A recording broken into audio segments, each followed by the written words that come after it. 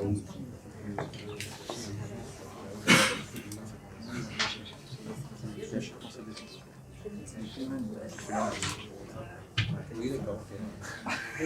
à toutes, bonjour à tous. Je suis Romain Petiot du Green Code Lab. Juste avant de présenter Thierry, je vous présente le Green Code Lab. Il y a pas mal de petits nouveaux aujourd'hui. Donc le Green Code Lab, c'est une association qui date depuis 2011, je crois, par les pionniers du numérique green, dont Thierry était là au début. On fait pas mal de choses, surtout des meet-up maintenant. On a plusieurs meet-up à venir. Donc celui de Thierry, on a celui on a un SQLI qui aura lieu le 18 mars avec Olivier de Green Spector et avec moi-même. On aura Thibaut, on en a parlé, qui viendra faire un meet-up sur le mois d'avril certainement, donc une date à caler. Et donc peut-être des prochaines dates aussi à Paris. Voilà, on essaie de communiquer sur l'éco-conception numérique. D'autres actualités, avec Green Spector, moi-même, la cantine et l'ADEME, on va certainement lancer une opération collective pour accompagner des projets sur les services numériques. Donc il y aura plus d'informations à venir, mais il y aura un appel à intérêt qui va arriver très bientôt. Donc n'hésitez pas à regarder les informations à ce niveau-là.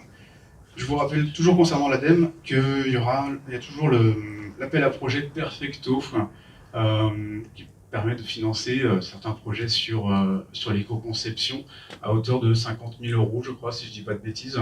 Et donc il faut clôturer avant le mois de mars. Donc regardez ça rapidement, c'est tous les ans l'ADEME remet en place cet appel à projet Perfecto.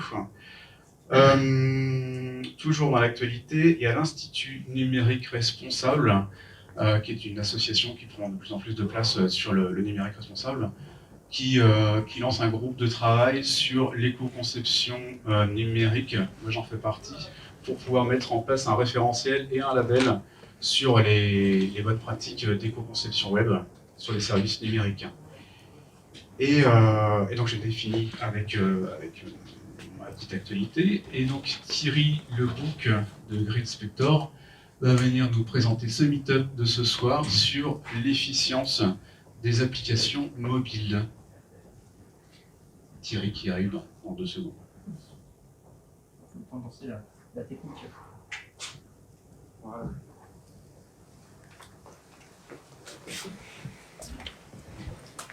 Bon, je vais mettre comme ça. Bonjour à tous. Content de vous voir aussi nombreux. On a l'impression que le numérique responsable rencontre de plus en plus d'adhésions. Donc on est super content parce qu'on n'a pas toujours eu des salles pleines quand on parlait de ça il y a 10 ans. Donc c'est super qu'effectivement il y a une recrudescence d'intérêt sur le sujet. On le sent effectivement un peu partout. Il y a beaucoup d'intérêt sur cette thématique. Donc en espérant qu'effectivement on va pouvoir accélérer ce sujet parce qu'il y a beaucoup de choses à faire dans ce domaine. Ce soir, j'ai prévu de vous présenter un rapport qu'on a fait sur la base d'un outil, donc je vous expliquerai un petit peu la méthodologie. On va plutôt parler mobile que web ce soir. Donc voilà, je ne dis pas que les gens qui du web n'ont pas besoin d'être là, mais globalement c'est plutôt sur l'orientation mobile qu'on va échanger. N'hésitez pas à poser des questions. On a à peu près 1 heure de présentation et puis il y a bien sûr un after work, on va dire, en tout cas où on peut boire un verre et puis discuter ensemble après. Voilà. Rapidement, donc Thierry Lebouc, donc je suis dirigeant fondateur de Green Spector. Ça fait 10 ans qu'on est sur ces sujets de l'éco-conception numérique et on a développé un outil qui permet de mesurer, parce que la première étape finalement d'une amélioration, on va dire, d'un service numérique, c'est déjà de savoir combien il consomme, qu'est-ce qui le fait consommer, et puis bien sûr derrière prendre les actions qui vont bien pour améliorer, rendre plus performant et aussi moins consommateur son service. Donc voilà, donc mesurer, comprenez, puis bien sûr améliorer votre service. Sachant que c'est un travail de tous les jours, c'est pas parce qu'on a amélioré un moment que le service numérique devient tout de suite efficient. On sait très bien que les contenus, les nouvelles briques, l'évolution de ces briques, l'évolution des OS, etc. peuvent venir bien sûr perturber cette consommation et faire que votre service consomme plus qu'avant. Donc c'est pas un travail de tout repos. Un slide d'introduction, vous savez probablement tous, si vous êtes là, c'est que vous êtes peut-être déjà un peu convaincus, mais c'est bien de le rappeler. Le numérique consomme de plus en plus. On est sur des tendances très fortes de consommation de ce numérique. Il y a un rapport qui fait un petit peu foi aujourd'hui sur le marché, établi par le Shift Project, qui a été fait fin d'année 2019, qui a permis d'identifier, on va dire, l'impact du numérique et puis aussi sa progression dans le temps, bien sûr. C'est de la prospective, mais on voit très bien que ça nous emmène vers beaucoup plus de numérique, beaucoup plus d'impact, un numérique qui se déploie encore plus largement dans le monde, avec beaucoup plus de moments de consommation, et qui fait que derrière, bien, on a une progression très très forte, avec une accélération même de cette consommation du numérique. On parlait il y a quelques années de 2% des gaz à effet de serre, en équivalent, de gaz à effet de serre pour tout ce qui est lié au numérique. Et aujourd'hui, on est plutôt dans des tendances de 4%, peut-être un petit peu moins, mais autour de 4%. Et on voit que c'est une croissance forte derrière de ces gaz à effet de serre qui fait qu'on est sur une progression à peu près de 9% par an. Donc en 2025, c'est pas très loin, hein, on est dans 5 ans, le numérique pourrait représenter autant d'émissions de gaz à effet de serre que les véhicules légers. On parlait de l'aviation civile, et là on est passé à une étape où finalement cette progression nous emmène vers quelque chose de plus en plus impactant. Ce qui fait que on parle beaucoup de ces sujets au niveau politique, puisqu'il est question effectivement d'intégrer cette dimension dans les appels d'offres, par exemple publics, de travailler en tout cas sur cet aspect pour voir comment on peut endiguer un peu cette progression, en faisant un peu plus attention sur la manière dont on consomme ce numérique, surtout comment on le conçoit, parce qu'il y a beaucoup de choses qu'on peut faire en conception. Alors, si on revient plus sur la partie mobile, qui est un peu plus l'objectif de cette soirée, on voit que en termes de mobilité, on a une croissance forte de la consommation des contenus et des services sur mobile. On y passe de plus en plus de temps, il y a de plus en plus d'applications qui sont téléchargées, de plus en plus de revenus associés à ces applications mobiles, qui font que derrière, effectivement, 3h40 en moyenne dans le monde passé sur son mobile. Donc ça fait beaucoup de temps, avec bien sûr des pays dans lesquels on consomme encore plus, mais en moyenne, on est sur ces tendances-là. Donc c'est quand même des consommations qui sont très fortes et qui ne font que progresser. On voit aussi qu'effectivement, il y a bien sûr donc derrière des téléchargements donc dans les App Store. On n'est pas tous dans les mêmes niveaux de progression. On voit qu'en Asie, on progresse très très vite, un peu moins aux États-Unis, mais globalement, dans les pays un peu plus émergents en termes économiques, hein, l'Indonésie, le Brésil, etc., l'Inde, on voit que c'est des pays qui progressent encore plus vite dans le numérique. Donc on voit aussi que c'est des populations qui sont importantes et qui vont aussi elles-mêmes consommer de plus en plus. Donc on a effectivement ici une tendance très forte d'augmentation et qui fait que derrière, forcément, tout ça va avoir un impact. On a aussi derrière des revenus qui sont importants et qui ne font que progresser.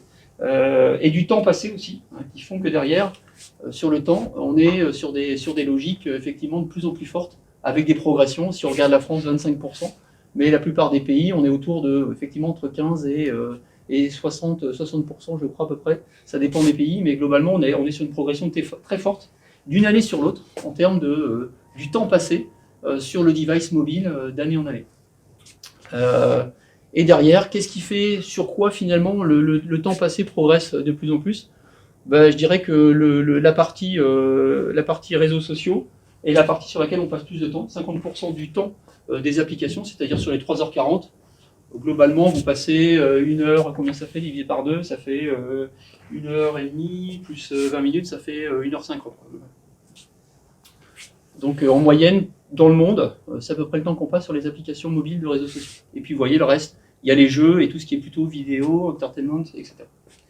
Donc une progression forte, régulière, sur des activités, on va dire, alors les réseaux sociaux, il y a les réseaux sociaux pro, mais il y a aussi pas mal de réseaux sociaux plutôt perso. Vidéo, entertainment, on voit bien que on est plutôt sur des activités de loisirs, pareil pour les jeux. Donc c'est aussi ça qui fait une grosse partie de la consommation finalement des applications mobiles. Derrière un smartphone, c'est un impact très fort. Pourquoi c'est un impact très fort? Parce que derrière, il a fallu de la matière pour le construire. Ça a l'air de rien, mais derrière, c'est beaucoup d'électronique. L'électronique, ça impacte énormément en termes de pression sur les ressources, en termes d'énergie qu'il a fallu fournir pour construire ce matériel. Et on voit que globalement, on a du mal à rattraper la phase de production, puisque vous voyez, sur 2 ans, on a à peu près un rapport de 1 pour 5 entre la production et l'usage. Sachant que la moyenne d'utilisation d'un smartphone, c'est plutôt autour de 2 ans. Voilà, donc vous voyez, vous ne rattrapez jamais vraiment tout l'impact que vous avez eu quand vous avez acheté le smartphone. Donc il faudrait le garder à peu près 10 ans, pour avoir finalement un retour sur investissement de la production du smartphone, c'est-à-dire on équilibre les émissions liées à l'usage par rapport à la production. Donc tout ça veut dire que plus vous prolongez votre smartphone et moins vous impactez la planète en tout cas. En tout cas, plus vous prolongez sa durée de vie et plus vous gardez cet impact faible ou plus faible, plus vous le divisez en fait dans le temps. Il faut en moyenne 16 kg de matière pour construire 1 gramme de puce électronique. Donc forcément, il y a une pression très forte sur les matières et remplacer son smartphone prématurément fait que vous allez avoir un impact très fort sur la matière, reconstruire finalement un nouveau smartphone. Certainement. Quand on regarde l'impact énergétique finalement des applications qu'on fait tourner dessus, on peut estimer, alors là on était parti sur une étude Vivatech 2019, sur laquelle on était parti de 3 heures à peu près d'usage moyen, donc on est plutôt passé à 3h40 en 2019, on avait à cette époque-là les chiffres 2018, et globalement ça correspondait à peu près uniquement les applications fonctionnant sur les smartphones, sans parler des data centers et des réseaux. On était sur un équivalent à peu près de 3 tranches nucléaires sur la consommation des applications. Ou un pays comme l'Irlande. Voilà, à peu près si ça vous donne une dimension. Juste de la consommation énergétique qu'on va utiliser pour faire tourner nos applications sur les smartphones. Donc ça, c'est l'énergie directe qu'on va utiliser. Vous rechargez votre smartphone et vous avez besoin de cette énergie. Mais vous avez aussi, derrière, l'utilisation de la batterie. Sachant que la batterie est la première pièce d'usure de votre smartphone et que globalement, après un certain nombre de cycles de charge et de décharge complète, l'autonomie commence à diminuer. Donc au bout de entre 300 et 500 cycles, vous allez avoir une autonomie qui est un petit peu amoindrie et qui au bout d'un moment vous pose un problème clair d'autonomie et c'est une des raisons pour laquelle vous changez de smartphone ou vous changez de batterie. La plupart du temps, c'est l'occasion de renouveler plutôt le smartphone que de changer la batterie, quand vous pouvez le faire d'ailleurs. Donc forcément, l'énergie consommée par les applications a un double impact. L'impact de la consommation finalement liée à son usage, mais aussi l'impact qu'elle a sur le renouvellement de la batterie du smartphone. Et ce deuxième impact, il est beaucoup plus important en termes de consommation carbone sur le cycle de vie de vos usages.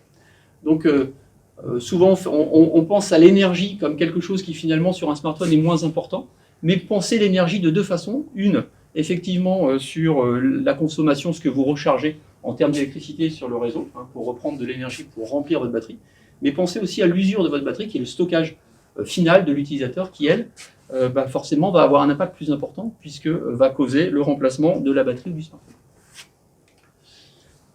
Un facteur de stress aussi. Le smartphone, aujourd'hui, c'est le premier facteur de stress. Dans les régions où on a accès à l'eau, à l'énergie, à l'éducation, à plein de choses. Le premier facteur de stress de nos petites vies, on va dire, d'occidentaux, qui n'ont pas de problème d'accès à d'autres matières, c'est qu'aujourd'hui, le facteur de stress numéro 1 qui a été recensé, c'est notre batterie. On est à la course à la batterie. Comment je recharge dans le train? Je vois toujours des gens qui cherchent des prises. On est finalement sans cesse en train de se dire, mais est-ce que je vais pouvoir tenir correctement ma journée? Ou est-ce qu'il faut que je recharge quelque part? Il faut que je pédale peut-être dans un hall de gare ou je ne sais pas où. Globalement, on a vraiment un vrai sujet par rapport à ça, et c'est bien ce qu'ont compris les constructeurs, en se disant que l'autonomie était un sujet clé quand ils vendent un smartphone. C'est un sujet marketing très important du smartphone. Donc il ne faudrait pas que les applications aussi, qui sont bien sûr derrière sur le smartphone, viennent dégrader cette autonomie. Donc effectivement, le facteur de stress est un vrai sujet pour les consommateurs que nous sommes tous. Et donc comment on gère ça? Eh bien ça, c'est un vrai sujet, en tout cas dans nos vies. L'application mobile, dans les applications, qu'est-ce qu'on peut faire finalement pour arriver à ne pas finalement provoquer des surconsommations, des impacts plus importants? Eh bien, ça résume un petit peu ce qu'on vient de se dire, mais c'est bien de l'écrire et de l'avoir en tête.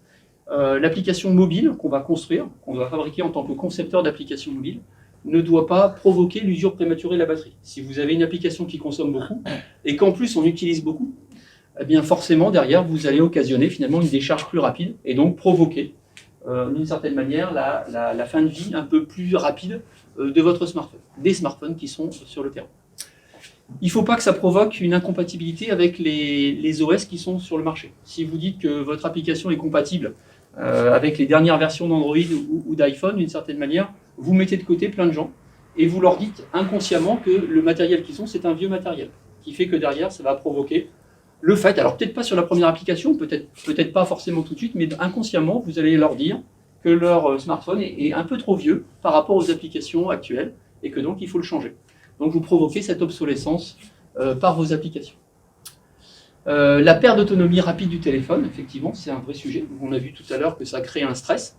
Donc bien sûr, essayons d'éliminer ce stress, développons des applications qui soient moins consommatrices et qui vont permettre de moins stresser toutes les personnes par rapport à leur batterie.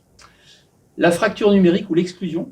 Donc là, effectivement, si vous avez des applications qui demandent beaucoup de puissance, beaucoup de data, alors qu'on peut avoir des contraintes liées au réseau, ou des contraintes liées à un smartphone qui est un peu plus ancien et qui n'a pas la même capacité que les nouveaux smartphones, eh bien vous allez provoquer aussi une forme d'obsolescence ou une fracture numérique finalement en construisant des services numériques qui ne sont faits que pour les gens qui ont accès à une ressource, je qualifierais de ressource infinie. Alors qu'on sait qu'effectivement, on a souvent des ressources qui sont malheureusement finies ou contraintes en fonction de là où on est ou je dirais de la puissance de calcul qu'on a ou de la capacité réseau qu'on a. Toutes les applications ne sont pas égales. Quand on prend un certain nombre d'applications, là on a mesuré un certain nombre d'applications, les 30 applications les plus populaires dans le monde, celles qui sont les plus téléchargées, les plus utilisées dans le monde. Quand on les prend toutes les 30, on s'aperçoit que entre les meilleures et les moins bonnes, on a à peu près un rapport de 1 pour 3. C'est-à-dire que les usages ne sont pas les mêmes, on est d'accord qu'on ne fait pas la même chose avec TikTok, avec Discord ou Spotify, mais ça vous montre aussi que sur une minute d'usage, alors ici l'usage est conforme dans une même catégorie. Donc, par exemple, on a pris un usage pour Facebook et sur TikTok qui sont à peu près les mêmes. J'accède à mon application, je navigue dans ma timeline et derrière je vais rentrer dans un contenu et je vais le jouer. Donc ici on voit très bien que dans une même catégorie, toutes les applications ne sont pas égales entre elles. Si on compare un Facebook avec un Facebook Lite ou un TikTok, on voit bien qu'on n'est pas sur les mêmes choses. Et pareil pour d'autres applications qu'on voit ici, par exemple sur les navigateurs ou des outils, par exemple, de mail. Donc on voit que les applications ne sont pas les mêmes sur des mêmes parcours fonctionnels pendant une minute. Donc voilà, ça veut dire que les applications peuvent aussi faire un effort, d'une certaine manière, en termes de développement. Rien que quand on se compare avec ses concurrents, on voit que pour des mêmes usages, en tout cas pour des usages très comparables, on a des consommations qui ne sont pas les mêmes. Ici, en l'occurrence, pour TikTok, ce qui va aggraver la consommation d'énergie ici, c'est aussi beaucoup de data préchargée. C'est-à-dire que votre timeline est complètement préchargée avant que vous arriviez et que vous alliez dans les contenus. Donc il y a à peu près 300 ou 400 MB en une minute qui sont téléchargés pour faciliter ensuite la navigation. Est-ce bien raisonnable de tout précharger? Ça sûrement plus rapide après, moins de latence, mais aussi avec des impacts qui sont importants sur la consommation énergétique. Et je ne vous parle pas de la consommation d'équivalent CO2 sur le réseau et sur les data centers. Donc tout ça, ça se réfléchit, mais on voit bien qu'ici, il y en a qui ont un peu réfléchi, Spotify, qui a bien réfléchi sur la manière de véhiculer du son, de la musique, un peu plus que TikTok, qui lui précharge tout et se dit, voilà, il n'y a pas de limite, et on peut avancer comme on veut. Quand on regarde par catégorie, ce qui est assez frappant, c'est qu'en gros, il vaut mieux appeler que de surfer. Voilà. À peu près un rapport de 1 pour 2 entre l'ensemble des navigateurs qu'on a testés, et puis finalement, tous les outils d'appel téléphonique, sans vidéo, ici on est vraiment sur de l'appel audio, qui permettent effectivement de simplement utiliser ces applications pour communiquer. Ce qui est intéressant, c'est pourquoi les navigateurs consomment autant. C'est parce que derrière, il y a beaucoup de scripts, il y a beaucoup de choses dans les pages.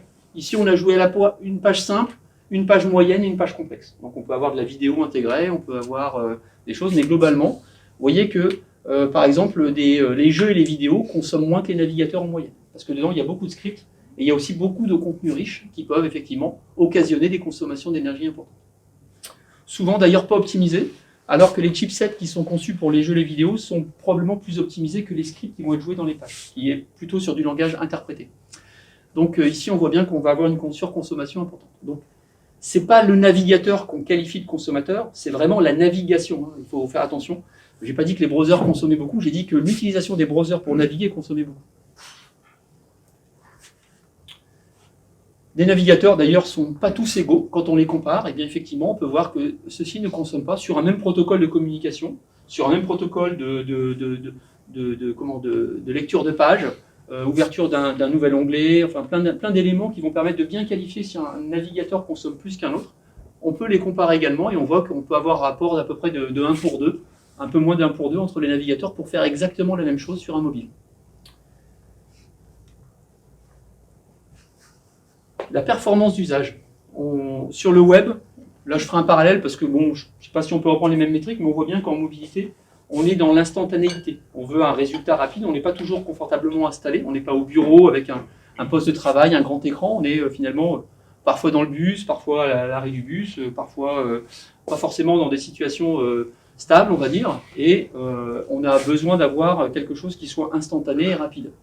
Et je pense que cette métrique de dire qu'au bout de 3 secondes sur le web, sur mobile, on a aussi les mêmes problématiques, c'est-à-dire que l'utilisateur s'impatiente si la performance n'est pas au rendez-vous, ou il abandonne carrément son parcours. Donc c'est une statistique qu'on a qui est issue de Google, hein, qui dit qu'après 3 secondes, on perd beaucoup de monde. Donc ici, en l'occurrence, 53% des visiteurs abandonnent. Quand on regarde un peu les applications mobiles aujourd'hui, 62% des applications mobiles affichent leur premier écran en plus de 3 secondes dans des conditions optimales qui sont Wi-Fi.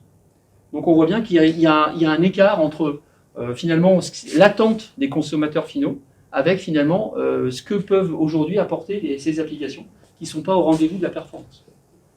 Pourquoi elles ne sont pas au rendez-vous? Souvent pour des raisons je dirais de lourdeur, pour des raisons de préchargement, plein de raisons qui font qu'on n'a pas forcément une interactivité immédiate.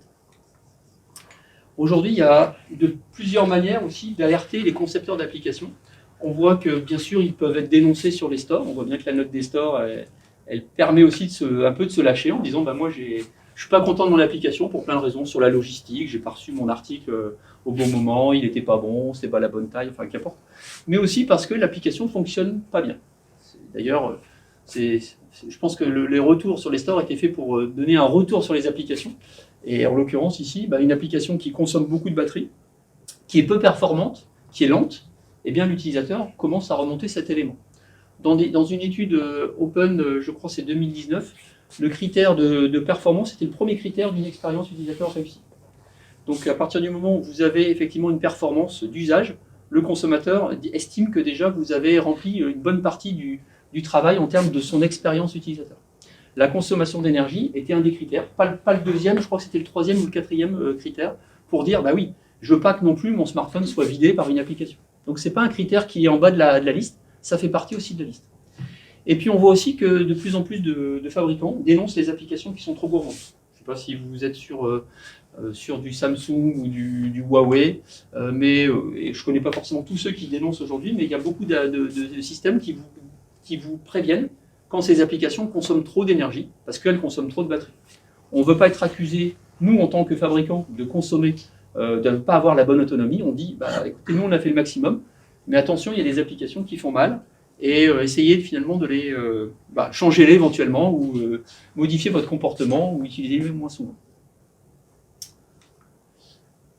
On parle aussi pas mal, quand on parle de frugalité numérique, on se dit que tout le monde n'est pas égal, on va dire, en termes d'accès à l'information, parce qu'on peut avoir des réseaux qui ne sont pas les mêmes, et pas forcément dans les pays sous-développés, mais ça peut être aussi où on est, nous en France.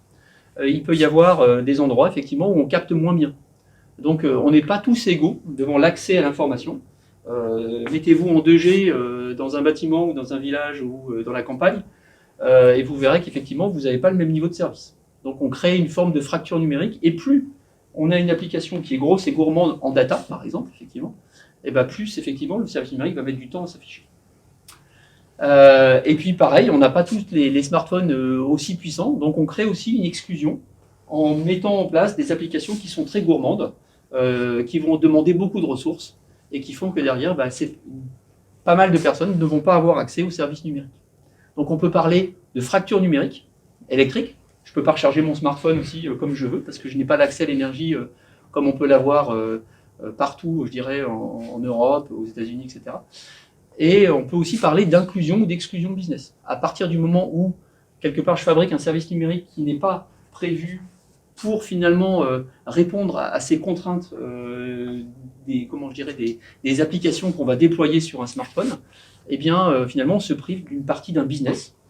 C'est le cas par exemple de Facebook qui a lancé Facebook Lite pour attaquer les marchés émergents parce que son application consommait beaucoup. L'application Facebook de base consommait beaucoup. Donc effectivement on voit bien qu'on peut répondre soit à une fracture numérique ou soit à une inclusion business pour conquérir de nouveaux territoires.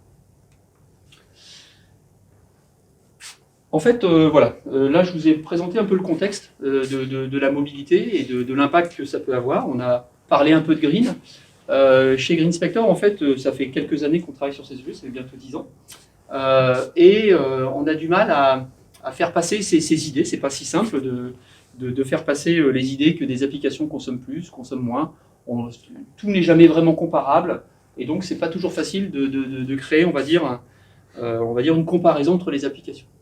On a décidé sur la partie mobile de créer un indicateur qui s'appelle l'AppMark, qui est un indicateur, on va dire, de consommation de ressources globalement, et qui va permettre d'expliquer sur différents axes comment une application consomme sur un parcours standardisé, et qui va permettre derrière de donner une note, finalement, à une application. Comme si vous donniez, comme une étiquette énergétique, par exemple, qui vont permettre de classer les applications dans différentes boîtes, voilà, et qui va permettre de les comparer, et aussi, bien sûr, de les améliorer. Donc, pourquoi un indice AppMark? Donc, porter un nouveau regard sur l'expérience utilisateur en mobilité, mieux connaître ses impacts mobiles, qu'est-ce que je consomme en mobile, quelle est ma performance quand je dégrade mon réseau, etc. Un parcours standardisé qui permettrait de mieux connaître ses propres impacts sur mobile, mieux se comparer dans le temps, pour pouvoir se dire, mais est-ce que je me suis amélioré entre deux versions, ou est-ce que ça s'est dégradé, parce que j'ai intégré des nouveaux composants, des nouveaux services, etc., etc. Et puis aussi se comparer par rapport aux autres, dans une catégorie d'applications, et plus globalement avec toutes les autres applications. À partir du moment où on a un parcours standardisé, c'est plus facile de se comparer par rapport aux autres. Donc on va récupérer des mesures, et puis on va donner une note. On pourrait en tout cas donner une note dans les stores. Voilà. Ça pourrait être une manière de dire, mais moi si je choisis demain, un peu comme vous utilisez un Yuka aujourd'hui pour faire vos achats par exemple, pour dire, mais est-ce que l'article que je vais acheter correspond bien à ce que je veux faire, c'est-à-dire avoir le bon niveau, on va dire, en termes de nutrition? Eh bien, on pourrait imaginer avoir un AppMark qui puisse, à l'entrée des stores, vous dire « Attention, cette application est bien sur cet aspect, mais un peu moins bien sur cet aspect. » Après, est-ce que ça change votre comportement en tant que consommateur d'application? Ça, c'est à vous de le décider. Mais d'une certaine manière, au moins, vous avez la décision de le faire. Parce que finalement, ce qui fait réagir les gens, c'est d'être marqué du doigt, malheureusement. Les gens ne réagissent pas tant que vous ne leur avez pas dit que finalement, ils ne sont pas bons. Et publiquement, c'est jamais agréable de s'entendre dire qu'on a une note qui n'est pas bonne. Voilà. Donc, c'est intéressant aussi de pouvoir le dire. Et un peu comme un contrôle technique de véhicule, c'est peut-être pas parfait, mais ça vous permet de situer finalement votre application et de dire j'ai plus ou moins de travail à faire dessus pour m'améliorer. Donc, cette AppMark, on l'a considérée sur 5 axes de mesure, sur lequel on a mis des mots-clés derrière qui peuvent permettre de mieux comprendre ce qu'on va présenter comme score. La sobriété, c'est, on y reviendra après, mais ça va permettre de définir ce qu'est finalement la consommation sur le smartphone et le problème que peut avoir l'autonomie. Par exemple, on va mesurer la taille de l'application, on va mesurer l'énergie consommée sur un parcours, et puis on va regarder s'il utilise par exemple des data en background, alors qu'on a fermé l'application, qu'on n'est plus dessus, qu'on n'est plus actif, est-ce qu'il continue finalement à utiliser de la data. La performance, là c'est en combien de temps j'affiche mon écran, en une connectivité Wi-Fi, on va dire, pour avoir la meilleure performance en mis en Wi-Fi, et puis aussi après la première installation, et puis après un deuxième usage. On va aussi travailler l'inclusion, donc là c'est quel est le minimum requis pour s'installer sur un smartphone. Quel minimum de SDK, quelle version d'Android, ici on n'est que dans le monde Android pour l'instant, quelle version d'Android j'ai besoin pour pouvoir faire tourner mon application. On va aussi dégrader le réseau pour savoir si on n'exclut pas des gens qui se mettraient en 3G. Quel est le temps de connexion quand je suis en 3G.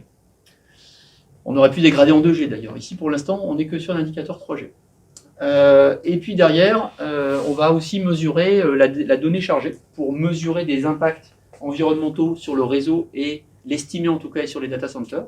Et l'objectif c'est d'arriver effectivement à un score équivalent CO2 qui est basé sur cette mesure énergétique plus l'estimation de la consommation de data qui va être envoyée sur le réseau et qui va être demandée à un data center. Donc là, on est bien sûr sur une estimation en grosse maille, mais qui va permettre de donner, bien sûr de manière équivalente à l'ensemble des applications, une étiquette, on va dire, d'équivalent CO2. Ici, bien sûr, on n'est pas allé voir ce qui se passait dans le data center des différents acteurs qui font des applications mobiles, ça serait trop compliqué à instrumenter.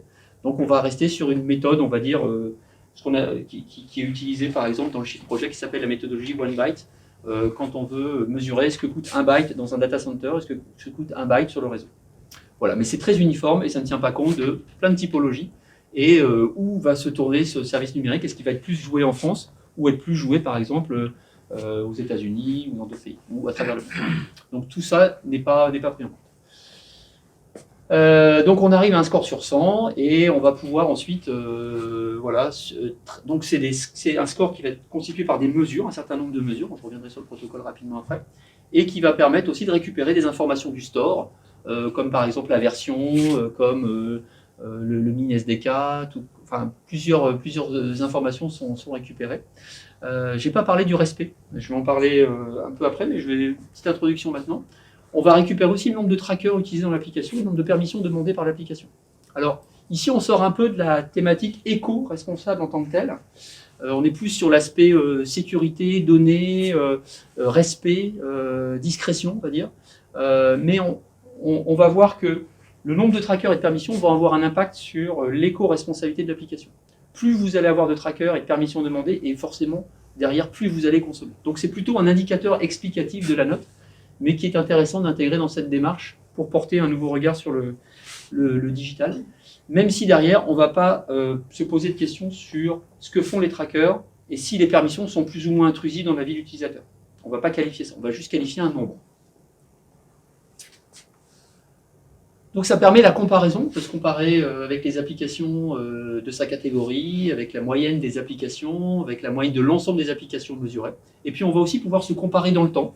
Est-ce que je me suis amélioré sur ma sobriété ou est-ce que j'ai dégradé ma sobriété par rapport à ma dernière version? Donc la sobriété, on arrive effectivement à un éco-score, donc on en a parlé, la taille de l'APK, l'énergie consommée, les données que je vais consommer en arrière-plan de l'application, quand je ne l'utilise pas d'ailleurs. Là, effectivement, l'objectif c'est de ne pas vider sa batterie, de ne pas être dénoncé par les fabricants qui vont vous notifier quand vous avez consommé un peu trop de batterie. Donc c'est jamais très très bon pour les concepteurs d'applications que d'être dénoncé par le fabricant. Voilà, mais aussi c'est de pouvoir aussi limiter la pollution, le nombre de la CPU qu'on va utiliser, la mémoire qui va être occupée. Parce que finalement sur un smartphone, on est aussi en concurrence avec plein d'autres applications qui vont tourner. Donc si on prend toute la place et toutes les ressources, ça laisse aussi moins de place pour les autres. Donc la sobriété revêt un petit peu tous ces sujets. Bien sûr, derrière, il va y avoir, plus on envoie de données, plus il y a des choses qui effectivement derrière vont être demandées à un serveur ou à un réseau, et forcément, plus on va avoir d'impact aussi sur l'encombrement, inutile ou pas, de ces serveurs et de ce réseau. Donc c'est pour éviter aussi cette surcharge. Donc la sobriété revêt un petit peu tous ces éléments. La performance, là on l'a vu, c'est plutôt de dire il faut qu'on soit dans les canons de performance de ce qu'on attend, parce que si vous faites quelque chose qui est frugal mais pas performant, vous allez aussi perdre du monde. Et plus vous passez aussi de temps sur un écran, ou plus vous l'attendez, et plus vous consommez de ressources. Donc il faut faire attention, il faut bien garder en tête que la performance, c'est pas la performance à tout prix, il faut faire attention. Si j'utilise 100% des ressources pour avoir cette performance, c'est peut-être pas la meilleure idée. Mais il ne faut pas dégrader la performance. Il faut arriver à trouver la bonne performance, finalement, accordée avec le moins de ressources possible. Donc c'est important d'avoir ce cadran de la performance dans l'ensemble des indicateurs pour bien avoir une vue d'ensemble. L'inclusion, donc là effectivement, aujourd'hui on reste sur la performance 3G, donc on ne va pas sur la performance 2G encore, mais on pourrait bien sûr aller sur ces sujets 2G pour voir comment se comporte l'application quand on passe en 2G. Et on reste sur une information de compatibilité, donc du minimum du SDK Android qui est attendu pour faire tourner l'application. Voilà, il faut absolument qu'effectivement derrière cette application puisse bien fonctionner sur des anciens téléphones. Ici, dans le protocole de mesure, on l'a testé sur un même téléphone, donc là on ne fait pas varier le téléphone. On pourrait imaginer demain avoir un smartphone performant, une tablette de gamme moyenne, et puis pourquoi pas un téléphone très vieille génération sur un vieux framework Android ou iOS. Et pouvoir comparer avec plusieurs types de machines pour voir quelle différence. Aujourd'hui, on a fixé un smartphone avec des conditions qui peuvent varier au niveau du réseau, mais on pourra aller plus loin sur les conditions de test qu'on fait sur les différents devices. L'écologie. Ici, on va intégrer donc l'impact CO2. Donc ici, on va intégrer l'usure de la batterie. Ce que j'ai dit tout à l'heure, effectivement, on estime que l'énergie consommée va forcément impacter on va dire un renouvellement prématuré de la batterie, donc une usure de la batterie, donc un renouvellement prématuré du smartphone. Et on l'a intégré ici dans l'estimation d'équivalent CO2. Ce n'est pas uniquement l'énergie du device, c'est bien sûr aussi la quote-part d'usure de la batterie en fonction de l'énergie dont on a besoin pour faire tourner ce service. Voilà. Et puis la discrétion, eh bien, on voit bien qu'effectivement, ici, on va mesurer le nombre de trackers. Plus il y en aura, effectivement, et plus on va probablement consommer. Et on va le vérifier après dans les grandes tendances du rapport global. Voilà, effectivement, pour s'assurer qu'effectivement, plus on va avoir de trackers, plus on va prendre de la place, plus on va envoyer de la data, plus on va récolter de la data et plus on va l'envoyer. Et les permissions, on va avoir plus d'adhérence, on va dire, avec le système, et on va effectivement consommer également davantage. Un protocole de test assez simple. Je l'ai dit tout à l'heure, il faut un protocole un peu comme un contrôle technique. Donc, toutes les applications ne se valent pas. Il y en a sur lesquelles on doit se connecter, il y a un user password, il faut créer un compte bancaire, il faut créer un compte sur Spotify, etc. Donc, vous voyez, là déjà, ça se complique un peu. Donc, on a décidé de faire beaucoup plus simple. On reste sur le premier écran. Alors, le premier écran, effectivement, dans le domaine bancaire, vous n'allez pas très loin.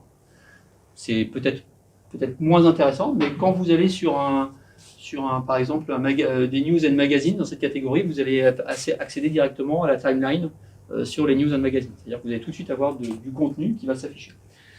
Donc ça limite aussi l'interprétation. Après, il faudrait aller plus loin. Il faudrait vraiment rentrer dans les parcours fonctionnels en disant c'est quoi gérer une application mobile pour une banque?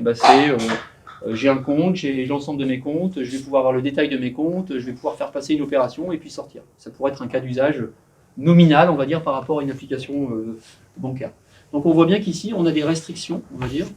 Ce qu'on va faire, c'est plutôt des tests techniques. C'est de dire, j'ouvre l'application, je la fais pivoter, je la ferme, je la relance en 3G, je peux éventuellement scroller, voilà. Il peut y avoir plein de tests qu'on peut faire et qui vont permettre déjà d'avoir énormément d'informations sur, on va dire, la lourdeur de l'application sur son premier écran. Avec ses limites, bien entendu, mais ça permet déjà de donner des grandes tendances sur les applications. Voilà, par exemple ici, c'est vrai que c'est peut-être plus facile de comparer sur des news and magazines qui vont permettre d'avoir rapidement de l'interactivité. Et là, vous arrivez sur un écran, vous avez déjà une timeline et les premiers titres d'articles avec un petit descriptif et une photo. Globalement, c'est à peu près comme ça que fonctionnent à peu près toutes les applications d'information. Et donc, voilà, vous avez clairement des applications qui peuvent consommer plus ou moins. J'ai pris une application El País qui permet à peu près d'avoir les mêmes fonctionnalités. Et on voit bien les différences qui sont importantes. On va, par exemple, ici charger peu de données sur ce premier écran par rapport à un chargement de données qui va être important sur l'autre application. Donc ça permet déjà de donner des grandes tendances. On voit aussi qu'il y a certaines applications qui fonctionnent mieux en 3G qu'en Wi-Fi. C'est-à-dire que le temps de réponse va être meilleur en 3G qu'en Wi-Fi. Qu'est-ce qui s'est passé? C'est que finalement, on a peut-être tenu compte du fait qu'on a testé la connectivité et derrière, on va peut-être dégrader la taille du contenu qu'on fait passer. C'est ce qu'on fait par exemple en streaming vidéo. Les outils de streaming s'adaptent à la connectivité que vous avez. Et à mon avis, c'est ce que fait ici probablement El País par rapport au monde. Qui lui, on voit que le temps augmente d'une certaine manière par rapport à la connexion Wi-Fi. Donc ici, on a déjà pas mal d'informations sur les stratégies. On voit aussi qu'il y a plus de permissions demandées d'un côté que de l'autre. En tracker, en équivalent, on peut se jauger aussi dans sa catégorie. Donc c'est quand même assez intéressant de savoir ce que font les autres aussi, d'une certaine manière, et d'avoir une espèce d'étiquette en disant, bon voilà, cette étiquette, elle a une valeur de référence, elle peut être améliorée, mais au moins ça permet déjà de se positionner, de se comparer, et aussi peut-être d'entrevoir peut-être pourquoi pas des améliorations. Quand vous demandez à des concepteurs d'applications, ils disent souvent que finalement ils ont pris tout ça en compte et que finalement ils ont vraiment optimisé. Et puis après, quand on regarde comme ça, on dit ah oui, mais qu'est-ce que font les autres? Et puis là, on s'aperçoit qu'effectivement ça interroge. Ça veut dire que d'une certaine manière, tant qu'on ne sait pas comparer, finalement on ne sait pas si on a bien fait ou pas. Voilà, donc c'est bien de mesurer. Voilà, et du coup, quand on projette tout ça sur l'ensemble donc El País était plutôt là, et puis Le Monde, vous voyez, plutôt là. Donc entre les deux, vous trouvez un peu tout le monde. On peut en mesurer autant qu'on veut, on n'a pas de limite. Le protocole de mesure dure à peu près 10 minutes, un quart d'heure, le temps de faire tous les tests. Et ça permet de le faire sur un device réel, bien sûr, et puis d'en faire à peu près autant qu'on veut. Donc à chaque fois qu'on parse le store, dès qu'il y a une application qui s'est mise à jour, on va pouvoir la mesurer, et on va pouvoir finalement rafraîchir son score, et d'une certaine manière, refaire ses classements. Voilà, donc ça c'était la mécanique un petit peu derrière, c'est comment finalement on crée un outil de benchmarking, d'évaluation, d'étiquetage, d'une certaine manière, et maintenant, voilà, on en a mesuré 1000. Donc c'est plutôt ça que je voulais vous restituer ce soir. C'est les grandes tendances de ce qu'on a remarqué dans dans les applications, sur les 1000 premières applications, sachant que depuis, on en a remesuré 500 de plus. Donc, je rajouterai un petit peu les chiffres, mais vous verrez qu'ils n'ont pas beaucoup changé. Les constats globaux, en moyenne, une application sur un protocole de test qui dure à peu près 10 minutes, mais vous voyez qu'on ne fait pas des choses très complexes. On ramène éventuellement des données dans le premier écran, donc il y a quelques requêtes, et puis il va y avoir un peu de consommation de l'application quand on va pivoter, quand on va se loguer en 3G, en Wi-Fi, etc. Mais globalement, voilà, on consomme par unité de mesure 0,75 g d'équivalent CO2. Pas facile à expliquer. Voilà, un véhicule moyen, c'est entre 100 et 120 grammes de CO2, équivalent CO2, pour 1 km. Donc après, voilà, ça veut dire que quand vous avez fait, je ne sais pas, 10 fois ça, non, il faut faire 100 fois, vous êtes à peu près, ou pas loin, 120 fois, vous êtes à peu près sur 1 km de véhicule. C'est à peu près ça que ça veut dire. C'est toujours compliqué de comparer, mais ça permet d'avoir une petite idée. Si on part sur une projection de 3 heures par jour pour 5 milliards de mobinotes, ça donne une projection de 92 millions de tonnes d'équivalent CO2, n'intégrant pas effectivement ni l'installation de l'application, ni le parcours fonctionnel. Ça veut dire que ça représente quelque chose de non négligeable et qui fait que, à peu près, on dit que sans rentrer dans l'application, si on fait juste cette projection-là, on arrive à minimum 6% des émissions de CO2 du numérique. Donc c'est une partie du numérique. Mais on n'est pas rentré dans le parcours fonctionnel, on n'est pas rentré dans les vidéos. Là, a priori, il n'y a pas de vidéo qui se lance, il n'y a pas tout ça. Donc on est déjà, rien qu'avec ça, sur 6% des impacts du numérique, en projetant cette consommation de temps et du nombre de moyens de temps d'usage des mobinotes sur leur smartphone. C'est qu'un panel de 1000 applications, mais il est assez représentatif. On doit avoir une cinquantaine de catégories. Dans chaque catégorie, on doit avoir au minimum 7 ou 10, et au maximum peut-être une quarantaine d'applications, qui permet déjà d'avoir un bon panel d'applications, je vais dire représentatif, pour le moins représentatif. Voilà. Et on voit qu'on a effectivement des grosses disparités dans les applications. Il y en a beaucoup qui consomment moins de 1 g de CO2 quand on fait ce protocole. Et il y en a aussi qui consomment jusqu'à 10 grammes. Il y a 1% des applications qui consomment plus de 10 grammes. Donc là, dès que vous le reprojetez 10 fois ce parcours, eh bien vous arrivez à l'équivalent d'1 km de voiture. Donc là, on commence à arriver à des choses qui sont plus... Voilà, qu'on sent un peu plus, qu'on comprend un peu mieux et qui du coup, ont une valeur non négligeable. Quand on regarde d'autres constats, on voit que donc on va dire tous les trackers et les permissions qui sont demandées, ils sont effectivement de plus en plus importants. Donc ça, c'est un constat. Il y a de plus en plus de trackers et de plus en plus de permissions demandées. En moyenne, 44% des applications possèdent plus de 5 trackers. Trackers différentes données. Ça peut être de l'analytique, ça peut être du crash analytics. Il peut y avoir plein de choses derrière. Quelle que soit la raison pour laquelle on met en place ces trackers, d'une certaine manière, ils vont vous renvoyer la donnée, soit sur l'utilisateur pour mieux le cibler en termes de publicité ou de contenu, ou de service, soit pour identifier des causes ou avoir des analytiques sur son parcours, savoir quels sont les meilleurs parcours, etc., pour mieux comprendre vos utilisateurs et peut-être aussi améliorer votre application. Après, il y a aussi bien sûr derrière le fait que ces données soient utilisées, revendues, etc., mais ça c'est un autre sujet. 73% demandent plus de 10 permissions. Permission accès à vos contacts, accès à la géolocalisation de votre appareil, accès à plein de choses, donc ils vous demandent pas mal. Donc beaucoup d'applications vous demandent pas mal de permissions. Est-ce qu'elles sont toujours justifiées? Quand on est allé sur les salons, quand je disais à des utilisateurs concepteurs, on va dire, d'applications, ils me disaient non, nous on ne doit pas avoir beaucoup de permissions. Puis quand on regardait leur application, ils en avaient 15 ou 20, ils me disaient mais c'est pas possible. On regardait la liste, parce qu'on a la liste détaillée derrière, ils disaient mais je savais pas qu'on demandait ça, mais je suis même pas sûr qu'on en ait vraiment besoin. Voilà. Après, est-ce qu'on a vraiment regardé pourquoi on en avait besoin? Est-ce qu'on n'en a pas eu besoin à un moment et puis on a laissé cette demande de permission? En tout cas, voilà, ça peut faire partie des sujets sur lesquels on peut se poser des questions pour rendre plus frugale son application. Voilà, en moyenne, quand vous rajoutez un tracker, on a fait une courbe de projection, de corrélation, on va dire, de tous ces points, de ces 1000 points.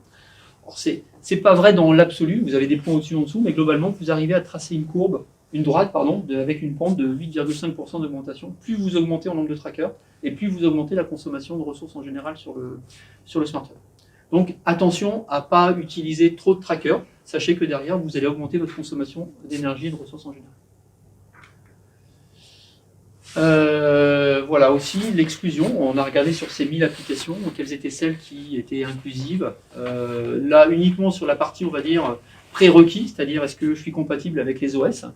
Et on voit que la plupart sont globalement, à 70% des applications sont globalement quasi sur toutes les versions Android. Quand je dis quasi, c'est qu'elle laisse peu de gens sur le côté. Mais il y a quand même 10%, il y a quand même un quart des applications qui laissent de côté 10% des utilisateurs. Bon, ça veut dire qu'il y a aussi des questions à se poser. Ça veut dire que forcément, c'est peut-être plus complexe de maintenir une application compatible avec plus de versions, mais ça veut dire aussi que quelque part derrière, on exclut des personnes, ne serait-ce que sur les prérequis, où certaines applications ne sont pas accessibles pour tout le monde. Ça veut dire que vous intuitez chez eux le fait que leur smartphone est un smartphone ancien et qu'il faudrait le changer pour pouvoir accéder à ce service. Donc, vous provoquez le changement, potentiellement, de ce smartphone. Ou alors, vous vous excluez d'un business, puisque si vous faites du business sur votre application et que l'utilisateur ne peut pas venir, il ira peut-être chez le concurrent. Donc, il y a plusieurs manières de voir le sujet.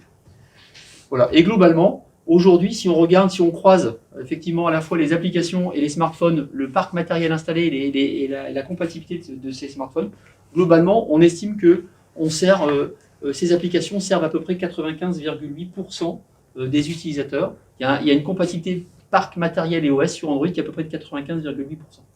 On n'est pas parti sur un taux d'usage, on est parti sur un nombre d'applications et leurs prérequis demandés. Et globalement, voilà, 4,2% des applications ne seront pas compatibles avec le parc existant au niveau mondial. La moitié des applications continuent à effectuer des traitements ou à envoyer des données après la fermeture de l'application. Voilà, vous la mettez en background, vous ne faites rien avec, vous dites bon, normalement, je ne l'utilise pas. Mais en fait, il y a des choses qui continuent derrière, soit pour des sujets volontaires, envoi de données, sauvegarde, quelque chose qui doit se faire qui est prévu, soit parfois parce qu'on n'a pas pensé à éteindre des choses avant de sortir. Ou en tout cas à mettre l'application en sommeil. Donc forcément derrière, ça peut être important si cette application reste longtemps et qu'elle continue à consommer beaucoup. Ça veut dire que c'est là où typiquement on a ouvert une application, on la laisse en background, on n'y revient pas de la journée, et pourtant c'est elle qui va être dénoncée à la fin de la journée ou en milieu de journée pour dire attention, votre application consomme beaucoup, alors qu'on ne l'a pas utilisée. Donc voilà, donc ici il y a un risque de se faire dénoncer bien sûr. Et puis surtout, ça vide le smartphone de l'utilisateur, donc ça crée son stress, bien entendu. Mais en plus, effectivement, derrière, voilà, vous contribuez à user la batterie pour rien. Et on a mesuré des applications qui mettaient à genoux un smartphone en 3 heures. On a tous des applications en tête, ou voilà, de géolocalisation, de trajet, par exemple. Vous savez que même en tenant le smartphone, il chauffe un petit peu dans la main, donc on voit bien que tout ça consomme pas mal d'énergie.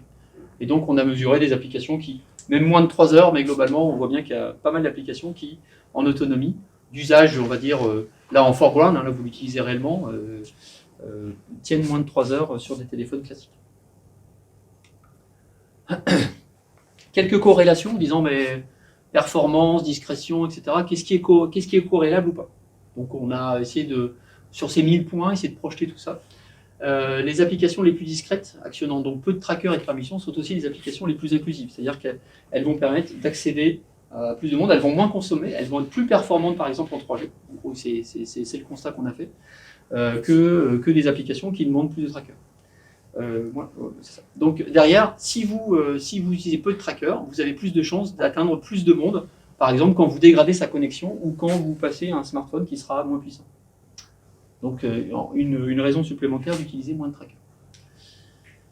La taille de l'application, est-ce que c'est une question qu'on pose en disant « Ah ouais, mais c'est une taille importante, est-ce que ça a un impact sur sa performance ou sa consommation énergétique ?» Ça prend plus de place, ça c'est clair. Ça peut stocker plus de données dans votre parcours, ça on l'a pas mesuré ici, enfin en tout cas c'est pas un des indicateurs qui est proposé ici. Mais la taille d'application n'a pas d'impact sur la performance, il n'y a pas de corrélation, ni sur la consommation énergétique. Donc voilà, on peut avoir une grosse taille d'application et consommer très peu. Ça veut dire qu'on a préchargé beaucoup de choses dans le cadre de l'application. Et finalement, on a besoin de moins peut-être de ressources pour faire tourner ensuite les applications, ou envoyer de la donnée, ou récupérer de la donnée. C'est le cas des jeux, où je peux charger par exemple beaucoup, on peut avoir des tailles de jeux qui sont importantes, et finalement derrière, on a déjà pas mal de données qui sont installées sur le smartphone quand on installe l'application, et l'application de jeu, et finalement on a peut-être besoin de moins de ressources quand on fait le jeu, voilà, en tant que tel, puisqu'on a besoin peut-être de moins de connectivité aussi réseau. Les applications les plus performantes en termes de temps d'affichage sont en moyenne les plus écologiques. C'est-à-dire que si on travaille la performance, à condition de ne pas non plus demander toutes les ressources, eh bien on a aussi des chances d'accéder à une application qui va probablement avoir besoin de moins de ressources. En tout cas, il y a une corrélation forte entre les deux. Ou alors, dans l'autre sens, on pourrait dire, d'une certaine manière, si j'essaye de faire attention à la frugalité de mon application, je vais aussi être plus performant. Donc ça, c'est intéressant. Donc ça, c'est des corrélations qu'on a vues, ou absence de corrélation, qui étaient assez flagrantes, et les autres étaient nuancées, on va dire. On n'a pas pu tracer de généralité sur les autres applications. Il faudra aller un peu plus. Sur la sobriété, donc en moyenne, l'application pèse à peu près 36 mégas. Vous verrez qu'elle évolue un peu plus grosse quand on a un peu plus d'applications, c'est plutôt 38 aujourd'hui. Voilà, et les tailles d'applications varient, mais on a des applications qui sont plus ou moins grosses, on va dire. Ceux qui sont plutôt dans la deuxième partie, les 9%, sont plutôt les applications de jeux. On peut avoir beaucoup de jeux qui sont supérieurs à 80 mégas chargés. Voilà, et les applications qui consomment le moins sur le périmètre qu'on a regardé, c'est les applications de médecine, finance, auto-véhicule, et puis ceux qui consommaient le plus, c'était plutôt simulation, jeux, etc. Qui ne sont pas dans les 10 meilleurs, par exemple. Voilà. Sur la performance, 62% des applications de performance d'affichage en Wi-Fi supérieure à 3 secondes, on en a parlé tout à l'heure. Et les écarts sont importants, puisqu'on peut avoir des écarts entre les catégories, donc non pas entre une application et l'autre, mais entre des catégories, qui peuvent monter à 43% d'écart en termes de performance quand on a un bon Wi-Fi, uniquement sur ce premier écran, de 43% de différence de performance. Et donc ici, les moins performantes sont les applications, par exemple, de paris sportifs, catégorie qui a été moins bien classée, qui est souvent d'ailleurs pas très bien classée dans plusieurs indicateurs. Voilà, en termes écologiques, on a effectivement donc, beaucoup d'applications, il y a des gros écarts aussi, bien sûr, entre les différentes typologies d'applications, productivité et paris sportifs à nouveau. On a un écart là de 86% entre les deux. Voilà, l'impact faible, on en a déjà parlé. Et si on regarde entre la plus grosse application et la plus grosse, celle qui consomme le plus d'équivalent CO2 dans ce parcours et la plus faible, il y a un écart d'un rapport de 295. C'est-à-dire qu'on peut avoir des très très gros écarts entre ce que fait une application sur son premier écran et puis une autre, sur le même temps et sur le même protocole de test. Certes, elles ne font pas la même chose, mais c'est intéressant quand même de voir qu'on peut avoir des très très gros écarts entre les applications. Sur la discrétion, ici on peut avoir des grosses différences. Alors j'ai mis en exergue ceux qui demandent beaucoup de trackers. Voilà, bon, il y en a certaines qu'on connaît bien, et puis d'autres, voilà, peut-être qu'on ne se disait pas que ça pouvait demander autant de trackers. Donc ça c'est le meilleur top de ceux qui demandent beaucoup de données sur vous. Je ne sais pas ce qu'ils en font, je ne sais pas comment ils l'utilisent. Est-ce que ces trackers sont toujours utilisés ou pas? En tout cas, ils sont là et ils traquent vos datas. Donc la meilleure catégorie, c'est plutôt éducation. C'est plutôt rassurant. Ça veut dire que quand on s'éduque, on est moins traqué. Je ne sais pas. En tout cas, c'est la catégorie sur laquelle on avait le moins de trackers. Et la moins bonne, sur la personnalisation. J'avoue, je me souviens, je ne sais plus ce qu'il y a dans personnalisation.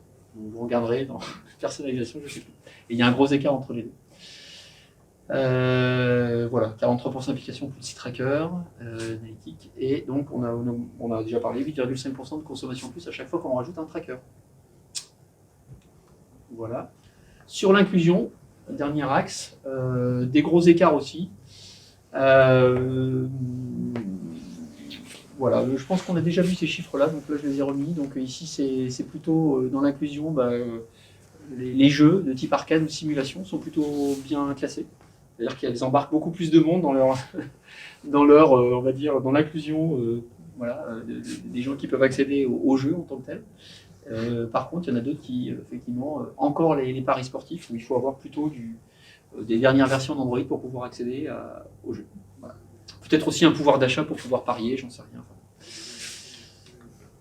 Voilà, j'ai remis à jour les chiffres, et globalement c'est à peu près ça. Si vous voulez vous comparer, vous mesurer en performance, en ce que vous voulez.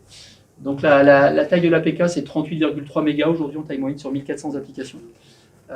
Sachant qu'ici on prend le poids qui est sur le store, parce que derrière, en fonction de l'appareil sur lequel vous allez télécharger l'ensemble de votre binaire, vous allez avoir une installation qui ne sera pas la même sur un appareil plutôt qu'un autre. Donc on a pris celui du store, mais on aura bientôt d'autres indicateurs qui nous permettront d'avoir l'installation sur différents devices et pouvoir comparer entre ce qui est annoncé sur le store et puis ce qui est réellement perçu sur le device. Voilà, et puis l'équivalent CO2 à peu près pareil, les trackers à peu près pareil. Voilà, donc on confirme finalement cette tendance, qu'on remet à jour ces chiffres sur maintenant quasiment 1500 applications mesurées en permanence, à chaque fois qu'on a une nouvelle version. Et puis bientôt on viendra avec plutôt des données qui permettront de dire mais comment ont évolué ces applications depuis 1 an, depuis 2 ans, etc. pour voir un petit peu comment ces catégories évoluent. Est-ce qu'il y a des catégories qui évoluent très défavorablement et Et est-ce qu'on peut les pointer un peu du doigt en disant mais vous ne faites pas beaucoup d'efforts dans votre catégorie, changez un peu vos habitudes. Voilà, donc c'est ce qui fait aussi un peu réagir les concepteurs, c'est de leur donner une note. Quand elle n'est pas bonne, ils réagissent, et quand elle est bonne, ils communiquent. Donc voilà, donc, ça va plutôt dans le bon sens, tout le monde est content. Dernière partie, au-delà de ça, voilà, je me suis dit que vous n'alliez pas repartir comme ça sans avoir quelques bonnes pratiques, quelques bonnes recettes, que du bon sens et qui correspond à ce qu'on a fait, ce qu'on a vu avant. J'en ai 10, je crois. Voilà. Arrêtez les traitements quand vous êtes en background. Est-ce que vous en avez vraiment besoin? Est-ce que le traitement qui continue à tourner continue à consommer ou pas? Voilà. Enfin, est-ce qu'il consomme derrière en arrière-plan ou pas? Donc ici, alors c'est pas sur un device mobile, c'est sur un PC, mais voilà, sachez qu'un GIF sur Slack en background continue à consommer, voilà, même si vous ne le regardez pas. En moyenne, on avait fait une étude, alors là c'était plutôt sur PC, on avait à peu près un watt qui était utilisé à chaque fois qu'on avait un onglet ouvert. Voilà, en moyenne. C'est-à-dire qu'à chaque fois que vous ouvrez un onglet dans le navigateur de PC, vous avez à peu près 1 watt qui est appelé en termes de puissance et qui va permettre de consommer 1 Wh au bout d'une heure. Et donc, comme vous avez à peu près 10 onglets chaque jour, c'est peut-être 10 Wh qui partent en 10 heures. Adapter la taille des contenus riches, c'est-à-dire que si vous êtes en Wi-Fi, vous avez sûrement plus de réseau. Le Wi-Fi est 10 fois moins impactant que les connectivités au réseau classique en termes d'impact CO2. Donc bien sûr, si vous avez une connexion qui est dégradée en 3G, ne faites pas passer des contenus qui sont importants. Adaptez finalement au niveau de connectivité que vous avez pour éviter à la fois de demander quelque chose qui va mettre beaucoup plus de temps à charger, donc qui va peut-être créer de la latence d'une certaine manière, et puis qui va surtout effectivement créer un impact non négligeable sur le réseau. Voilà, ça c'est très vrai dans les vidéos, tout ce qui est contenu riche. Voilà, j'aurai un contenu à vous montrer après où on voit qu'il peut y avoir des très grosses différences quand on ne s'adapte pas au contexte. Et puis on peut aussi s'adapter bien sûr à la taille de l'écran et aussi au device sur lequel on est. Maîtriser l'impact d'un composant externe. On ne maîtrise pas toujours, on dit souvent que le développeur passe plus de temps à intégrer des composants plutôt qu'à développer. Donc aujourd'hui c'est vrai, on récupère des bouts de code, on récupère des composants qu'on va intégrer pour arriver à fournir un service. Ici c'est le cas d'une boussole rajoutée dans une map chez Page Jaune, qui montre qu'effectivement ce composant il n'est pas maîtrisé, ce n'est pas un composant qu'a développé l'entreprise, et derrière il fait qu'on va consommer 2 fois plus en termes de consommation énergétique, et même on va perdre en performance. Et donc derrière, tout ça on ne le maîtrise pas, quand on ne le mesure pas, on ne le maîtrise pas, et derrière ça peut vous faire avoir des retours des utilisateurs ou des surconsommations dénoncées par les fabricants. Donc attention, quand vous rajoutez un composant externe, mesurez, je ne sais pas, sa consommation CPU, sa mémoire, les données échangées, le nombre de requêtes, ce que vous pouvez mesurer. Pourquoi pas l'énergie, ça c'est une autre métrique, mais en tout cas mesurer les choses avant de déployer. Attendre une bonne connectivité pour transmettre. Ici, c'est un cas sur un échange de données dans une application en 2G ou en 4G. En termes énergétiques, là je ne parle pas en termes de consommation de données, puisqu'on a fixé la donnée qu'on échangeait, c'est quelques centaines de kilooctets. On va avoir un gain énergétique de ce transfert qui va être beaucoup plus important, puisque quand on est en 4G ou en 2G, on va consommer 75% d'énergie en moins sur ce même traitement. Donc en valeur relative, on voit bien qu'il vaut mieux attendre une bonne connectivité plutôt que d'essayer d'envoyer à tout prix en 2G. Autant dire, désolé, pour l'instant votre connectivité n'est pas bonne, et on se propose finalement de relancer ce traitement plus tard, parce que là, de toute façon, ça va prendre une minute, ça ne va pas vous satisfaire parce qu'il va y avoir de la latence, et puis en plus, effectivement, vous consommez aussi beaucoup plus d'énergie, beaucoup plus de paquets perdus aussi, quand on est en 2G. Enfin, quand on est sur une longue connexion. Plutôt en une seule fois plutôt qu'en plusieurs fois, c'est-à-dire que forcément vous allez avoir à chaque fois, on va dire, un forfait d'envoi sur le réseau et sur la puce de communication qui vont faire que si vous êtes en plusieurs bursts d'envoi de données ou en un seul burst en étant plus de données, c'est plus efficace. Vous allez aussi moins consommer. Donc ça c'est important quand vous faites vos traitements. Profitez de la meilleure connectivité, et si vous pouvez faire passer plus de données plutôt que de saccader vos données dans le temps en disant je vais en envoyer un petit peu à la fois, essayez de grouper un peu tout ça. Sur un projet militaire, je vous montrerai, j'ai un use case à la fin, c'est un des sujets sur lequel on a gagné beaucoup d'énergie et de batterie donc par rapport à ce type de sujet. Adapter les couleurs aux écrans. On voit beaucoup de thèmes sombres arriver, et on voit bien que forcément par rapport aux écrans LED, le noir coûte moins cher en énergie. Donc adaptez vos contenus de manière à ce qu'aujourd'hui, il y a beaucoup d'écrans LED, AMOLED, et c'est les technos qui sont privilégiés. Alors, bien sûr, les technos peuvent évoluer, donc il faut revoir un petit peu peut-être tout ça dans le temps avec les technologies. Mais aujourd'hui, en tout cas, sur ces types d'écrans, on va beaucoup moins consommer quand on va être sur de l'écran plutôt sombre, d'écran noir même, que sur des écrans blancs. Voilà. Donc adaptez aussi vos contenus pour moins consommer. En l'occurrence ici, le test entre les... on est sur Twitter, il y a 23% de consommation sur un use case de 30 secondes qui permet de mesurer la consommation d'énergie entre les deux pour le même affichage. Et aussi, la consommation des couleurs n'est pas la même en fonction de la luminosité que vous allez associer. Pour certaines couleurs, vous allez augmenter la consommation, et pour d'autres couleurs, vont être un peu moins sensibles à la variation de luminosité sur ces technos. Donc on peut, est-ce que vous avez un usage externe ou interne de l'application?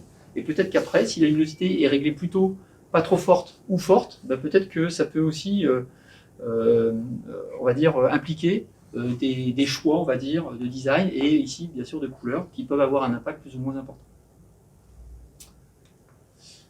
Nombre de trackers à réduire ou adapter, ici c'est un cas, on l'a vu, donc on l'a vu, les trackers vont consommer, en moyenne on a vu à peu près 8,5%, ici c'est un cas pour un service bancaire sur lequel on a travaillé, et on voit que ici, parce que ça a coûté aussi en performance, tout à l'heure on a parlé de consommation d'énergie, mais en l'occurrence ici, des requêtes qui sont uniquement sur les serveurs internes, il y a un coût, c'est à peu près 1,8 secondes, et puis sur tous les outils qui vont permettre de faire on va dire du tracker ou des services externes qu'on va intégrer dans l'écran, ici on est sur une application mobile, eh bien, vont nous coûter autant que d'afficher finalement le métier, ou en tout cas les sujets qui nous concernent pour servir le vrai objet numérique pour le consommateur final. Donc on voit bien qu'ici, tout ça a un coût également sur la performance. Donc ici, vous doublez votre temps de performance simplement à cause des trackers. Trackers ou services intégrés qui vont permettre de récupérer de la donnée ou d'adapter de la publicité, etc. Alors ici, c'est pas sur le mobile, c'est plutôt sur une page web, mais ça fait rien, hein. C'est vrai aussi sur le mobile. Il faut adapter le besoin fonctionnel. On a tendance à dire l'éco-conception, c'est un sujet technique. En fait, non, c'est un sujet finalement qui met ensemble finalement l'ensemble des métiers, et pas uniquement celui qui code. Celui qui code, il y a une responsabilité bien sûr, hein, il ne faut pas qu'il commette d'erreurs. Celui qui fait l'architecture ne doit pas non plus intégrer de composants trop lourds ou d'avoir des méthodologies un peu lourdes pour l'ensemble de l'application. Mais tout le monde participe finalement parce que celui qui demande un besoin, finalement d'une certaine manière, c'est lui qui va déjà, s'il y a une richesse fonctionnelle dans ce qu'il demande, forcément ça va être très compliqué peut-être d'aller au-delà d'une certaine optimisation. Si vous avez un contenu riche, si vous avez des fonctionnalités riches, et forcément derrière il va y avoir une consommation plus importante.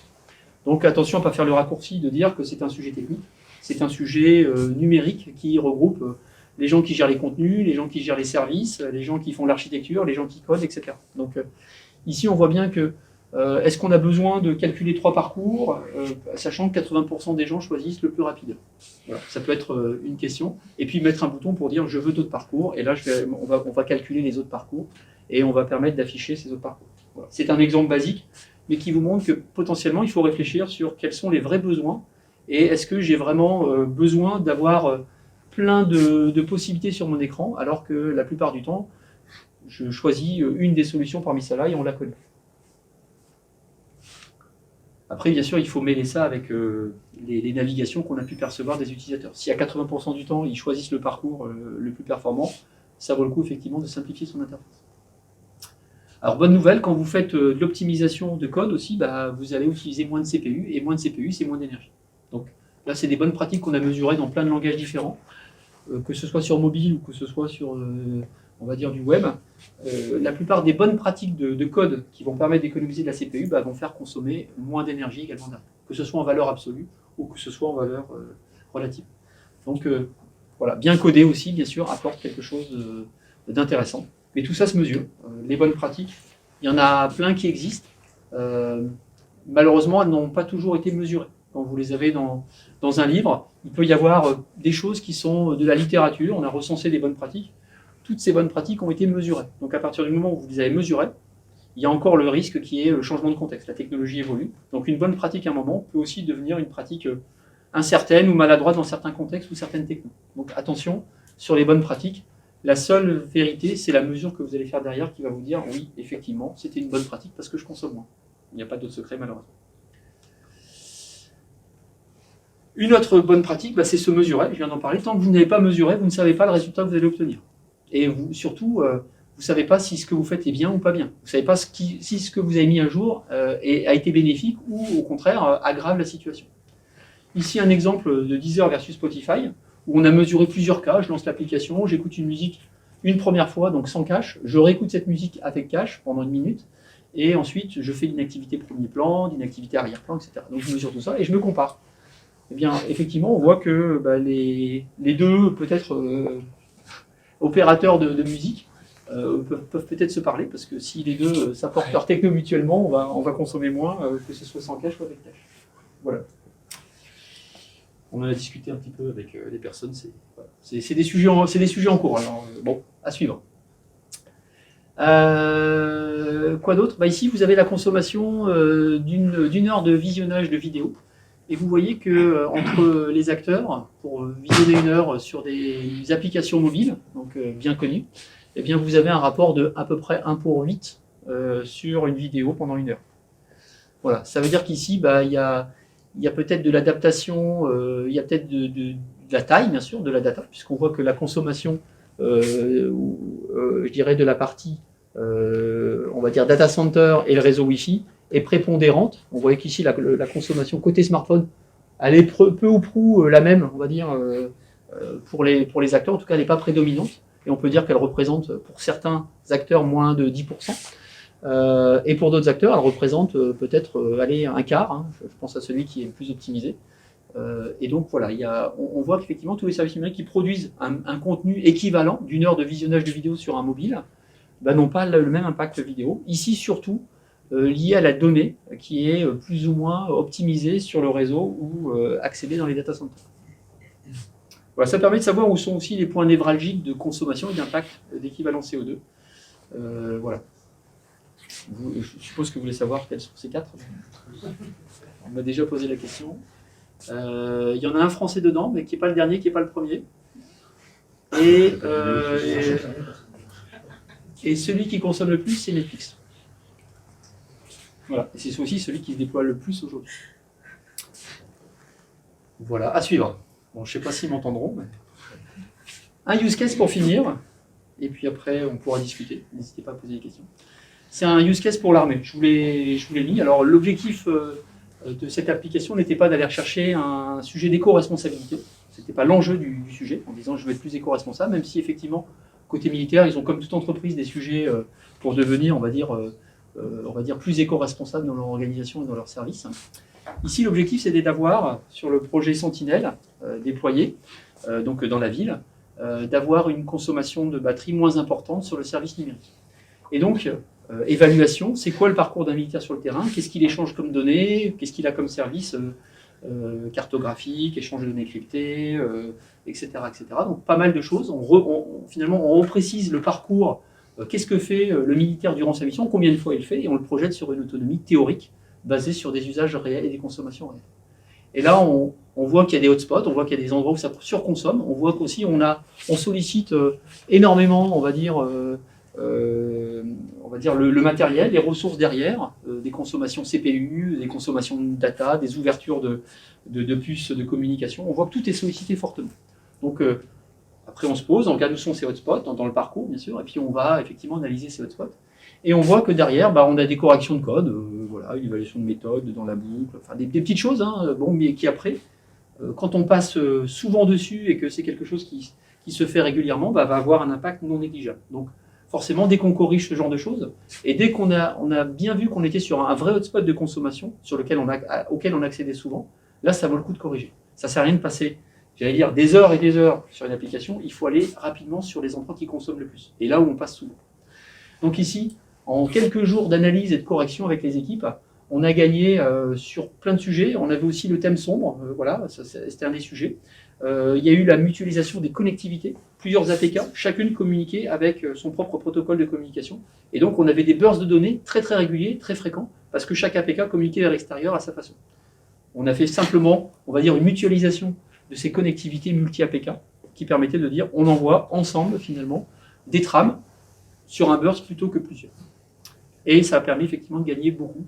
Voilà, il y a eu plein de choses, à peu près 7 ou 8 améliorations qui ont permis de gagner, vous voyez, 8 heures d'autonomie en passant de 3 heures à 11 heures. Donc on voit qu'il y a du gâchis, comme partout en fait, et en fait il faut pouvoir le localiser, et une fois qu'on l'a localisé, on va pouvoir agir dessus. Et ensuite on va pouvoir se remesurer. Donc c'est ça qui est important. Ici on voit bien qu'il y a des sujets de code, il y a des sujets plutôt d'architecture, de communication, il y a des sujets de, on va dire, de design, de couleurs, etc. Donc on voit que tout ça, mis bout à bout, eh bien on arrive à trouver des solutions et à moins consommer. Voilà.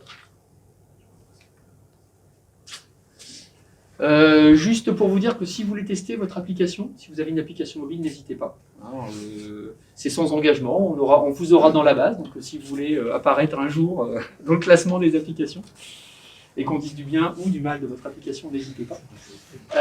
C'est pas ouvert en ligne, donc donnez-la moi et puis je vous enverrai avant le résultat, donc avant de le publier dans tous les réseaux sociaux, bien sûr.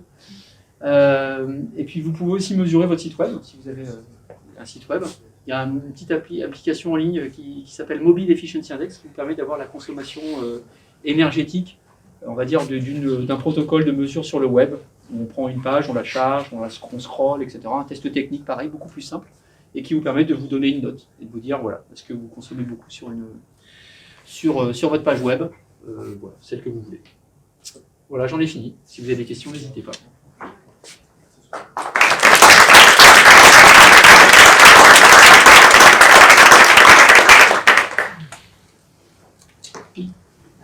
Dans l'analyse du cycle de vie des produits industriels, il y a aussi la notion de fin de vie des produits. Oui. Est-ce que c'est quelque chose qu'on retrouve en termes numériques ou est-ce que c'est peu adapté?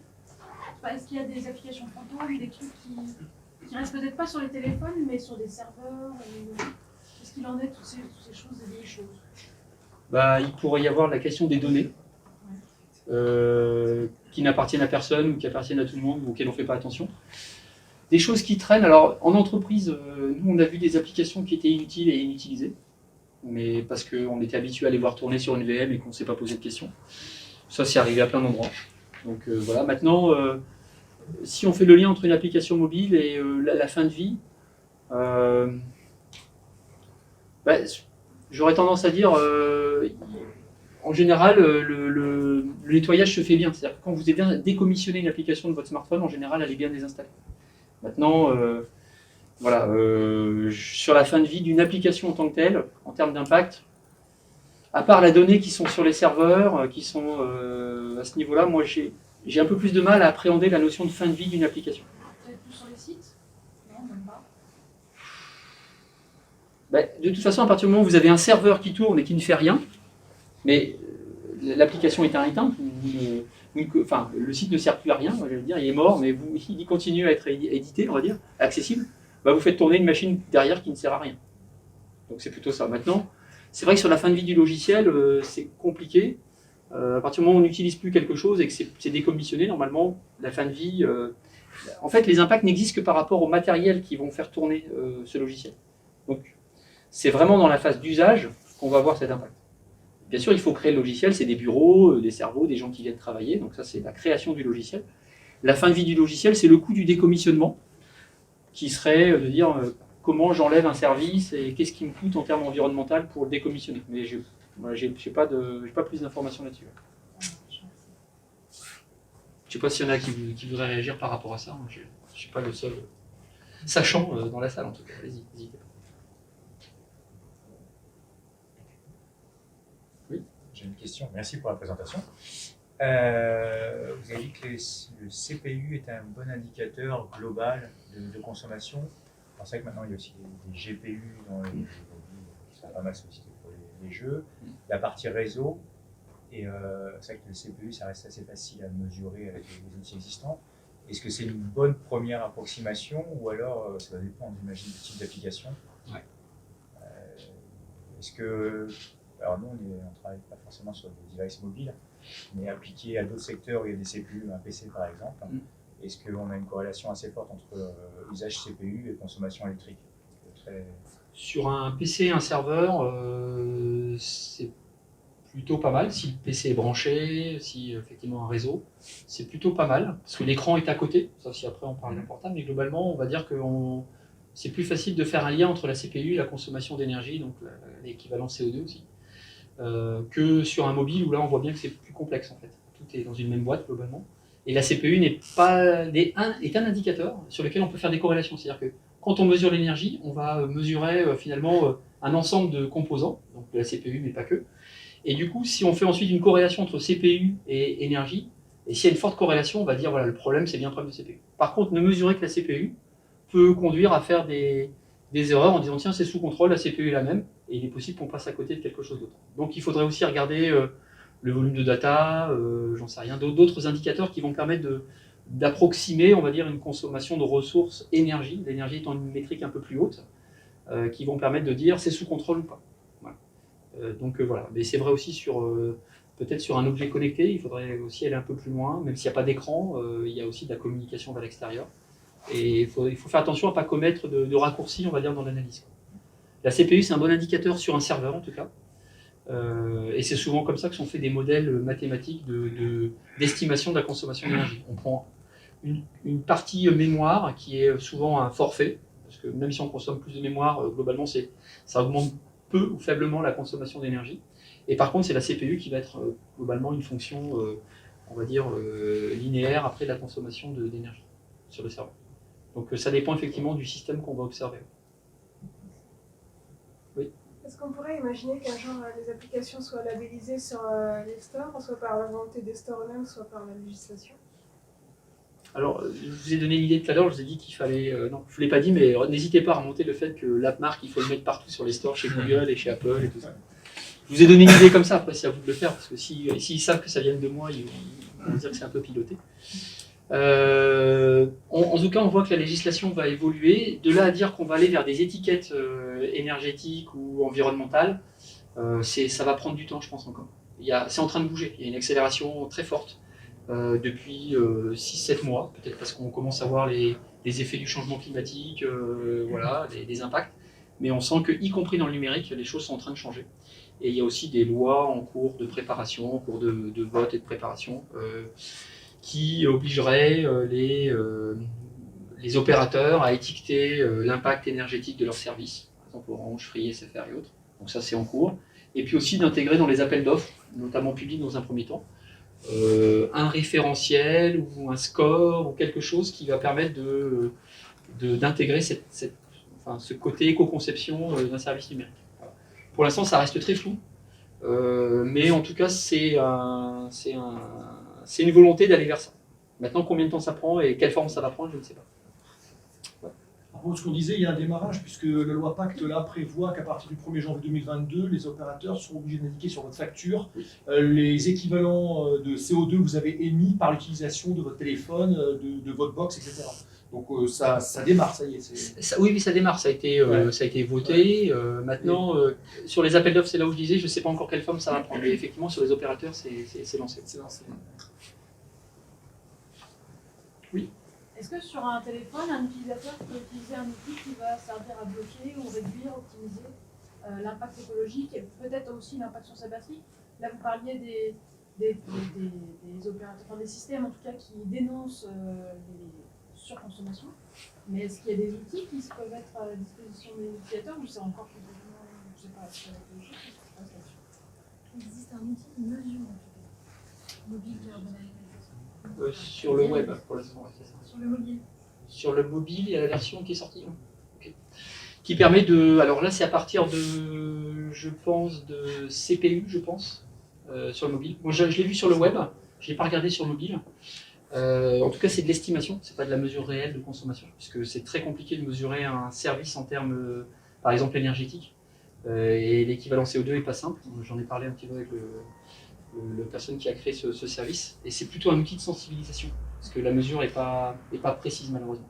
Donc c'est difficile de s'appuyer là-dessus, mais c'est intéressant parce que c'est un outil qui permet de sensibiliser les acteurs à la consommation. Alors, je ne sais pas pour les applications, mais en tout cas pour les sites, ça existe. Dans votre navigation sur, je sais plus si sur Firefox ou Chrome, je ne sais plus sur quelle est la compatibilité, mais vous avez Carbon Analyzer qui permet de mesurer votre consommation. C'est un plugin que vous ajoutez dans votre navigateur et qui va vous permettre de savoir quelles sont les applications qui ont consommé pendant un temps où vous avez navigué. Voilà, donc ça vous permet déjà d'avoir au moins cette information et ensuite de pouvoir voilà, comparer des choses, etc. Je pense que c'est des outils qui sont amenés à se déployer parce que quand vous êtes sensible et que vous faites attention à ce genre de choses, bah, ça oblige aussi ceux qui fabriquent ces services numériques à faire attention de leur côté. Donc à suivre, mais voilà, des outils de sensibilisation intéressants et je pense qu'ils ont une ambition d'aller un peu plus loin sur ces outils en fait. Donc à suivre aussi ce qui va être fait sur ces côtés, sensibilisation des acteurs au quotidien, pas ceux qui conçoivent, mais ceux qui utilisent ce numérique, qui est un vrai sujet en tout cas. Deux questions. Première. Non, c'est bon, c'est bon. Si il y a le navigateur Brave aussi, je sais qu'il bloque les scripts sur web, est-ce qu'il bloque les scripts aussi sur mobile? Je sais pas. J'ai pas testé. Les protocoles qu'on a fait sur les navigateurs, on a essayé pareil de faire un protocole standardisé en mettant les mêmes options pour tous les navigateurs ou les options par défaut. Je crois qu'ici on avait des options par défaut. Donc si un navigateur propose par défaut des paramétrages qui vont dans le bon sens, ils vont être mieux notés. Si par contre c'est des options qu'on doit activer, la plupart des utilisateurs ne le faisant pas, ne les connaissant pas, ben forcément on ne va pas les intégrer dans la note qu'on va leur donner. Mais oui, il peut y avoir des choses qui sont faites par les... Nous on a discuté avec Mozilla et puis Brave, hein, c'est deux navigateurs avec lesquels on a discuté, et c'est clairement des sujets sur lesquels ils veulent avancer. Donc aujourd'hui on ne travaille pas avec eux, mais ils veulent redévelopper leurs propres outils de mesure chez eux, pour faire par eux-mêmes ce qu'on a fait finalement sur les outils de mesure. Donc c'est les discussions qu'on a eues avec eux. Donc c'est vraiment un sujet qui les interpelle en tout cas, ça c'est clair. Oui. Alors, je me précisais d'abord, l'application que vous avez là, l'outil, ne fonctionne que sur la plateforme Android. Les mesures qu'on a fait, le rapport qu'on a fait, c'est Android, mais aujourd'hui on est capable progressivement de le faire sur iOS. Alors. D'accord. Entendu. Deuxième point, ça c'est une grande bataille également sur le mobile, entre une app et un PWA, il y a des choses notables en termes de différence? C'est quoi un PWA? Progressive Web App. Et en fait, on va avoir alors, on l'a pas mesuré directement, on ne s'est pas dit tiens, entre un site mobile, on n'a pas fait finalement une comparaison. Il faudrait trouver un cas d'usage qui nous permette de faire cette comparaison pour avoir le même type de contenu, donc c'est compliqué. Ce qu'on voit, c'est que la Progressive Web App peut embarquer, on va dire, un framework, un navigateur, en tout cas des choses qui vont embarquer une certaine lourdeur. Maintenant, je peux pas, tant que je ne l'ai pas mesuré, je préfère pas vous donner d'informations, mais on voit bien que je crois que c'est l'équipe qui utilise ce genre de techno, et je peux vous dire que l'équipe est une application qui consomme beaucoup. Voilà. Mais est-ce que c'est généralisable? J'en sais rien. Pourtant, ils sont plutôt performants. Donc je pense que voilà, j'aurais tendance à dire oui, ça va plutôt dans le sens d'une plus grande consommation. Est-ce qu'il existe des comparaisons sur l'écologie, sur l'impact écologique entre une version numérique et une version réelle? Je pense par exemple au magazine. Est-ce que c'est plus écologique de lire un journal papier ou en version numérique? Enfin, est-ce qu'il y a eu des comparaisons là-dessus? Oui, il y a eu des études, alors plutôt sur une facture. Une facture, je ne sais plus si c'est une facture EDF ou Télécom, envoyée, imprimée, envoyée, reçue et lue, j'imagine. Et puis donc une facture électronique, envoyée par mail, je crois, et stockée chez l'utilisateur de mémoire. Enfin, je ne connais plus les use cases. Et globalement, ce qui était ressorti de ça, c'est qu'au bout d'un certain temps de lecture de cette facture, ça dépend combien de temps vous passez dessus, vous réintégrez finalement une quote-part d'usure de votre matériel informatique, de l'écran, etc., dans la lecture, que vous n'avez plus une fois que le papier est sorti. Là, vous pouvez le lire autant de fois que vous voulez, ça ne vous coûte pas plus cher. Et globalement, au bout de quelques minutes, la lecture papier était moins impactante que la version électronique. Maintenant, il faut vraiment bien préciser les use cases, en fait. Parce que si vous dites que vous réimprimez ou pas derrière, bon ça c'était pas dans le use case, mais si vous dites que vous le stockez à plusieurs endroits ou pas, si vous avez un mobile plutôt qu'un gros, on va dire qu'un PC avec un gros écran qui consomme beaucoup, vous n'allez pas du tout avoir les mêmes résultats. Donc il faut vraiment bien préciser le use case. Mais en l'occurrence sur l'étude qui avait été menée avec l'ADEME, à l'époque, la différence était quelques minutes en fait. Au bout de quelques minutes de de lecture de cette facture, il valait mieux finalement la mettre sur papier que sur un PC. Voilà. Ça vous donne un ordre d'idée, hein, c'est pas écrit dans le marbre, c'est compliqué en général. Tout dépend qui commande l'étude aussi. C'est un peu le risque. Voilà. Il y avait une question ? Qui était un petit peu plus large peut-être, mais puisqu'on parle d'éco-responsabilité, je voulais savoir si la 5G était éco-responsable selon vous. C'est une bonne question. Il y a des opérateurs dans la salle ou... Il y en a qui ont peut-être fait des tests, parce qu'effectivement, moi, j'ai pas fait de test. Donc, je reprends ce que j'ai commencé à... Enfin, vous avez pu le dire comme moi, peut-être, en disant qu'effectivement, comme il va falloir mailler un peu plus le territoire, puisque la portée du signal est moins forte que la 4G, la 3G, la 2G, il va falloir mailler un peu plus. Et donc, tout ça va avoir un impact à la fois environnemental du matériel qu'on va déployer, des antennes, etc., qui va devoir mailler beaucoup mieux le territoire. Et ensuite, il y a l'effet rebond. C'est plutôt ça, moi, plus on multiplie les usages, les nouveaux usages, la voiture autonome, l'industrie 4.0, enfin, tout ce qu'on peut faire, qui sont probablement des bénéfices intéressants. Il faut faire la balance positive et négative des impacts de ce que coûte le numérique et de ce qu'il rapporte. Il faut faire attention à ces raccourcis en disant que le numérique consomme beaucoup, mais il rapporte aussi peut-être des gains par ailleurs, donc attention aussi à ne pas trop pointer du doigt le numérique, il a aussi des bienfaits intéressants. Mais par rapport à ça, on pourrait dire que la 5G est plutôt du plomb dans l'aile en termes de consommation, énergie, ressources dans le cadre de son déploiement. Les promesses ne sont pas forcément au rendez-vous aujourd'hui de la moindre consommation énergétique, alors qu'on nous annonçait des moindres consommations. Donc il y aura l'effet rebond et puis une plus grande couverture de maillage pour arriver à apporter un service de proximité. Et ce qu'il disait, c'est qu'on voyait mal le modèle économique des opérateurs d'aller dans des endroits où il y a finalement peu d'utilisateurs et qui va leur coûter très cher. Donc, est-ce que la 5G, ça ne sera pas aussi une course à la rentabilité du déploiement, c'est-à-dire déployer là où ça vaut le coup, parce que j'ai beaucoup d'utilisateurs et beaucoup d'usages. Donc, c'est aussi peut-être de mettre de côté plein de gens qui...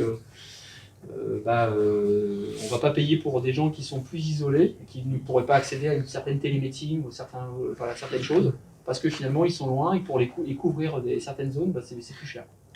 Donc à voir. J'avoue que les premiers retours, c'est pas si positif que ça, et c'est vrai que les opérateurs n'ont pas très peu communiqué sur le sujet, ou alors plutôt en off pour l'instant.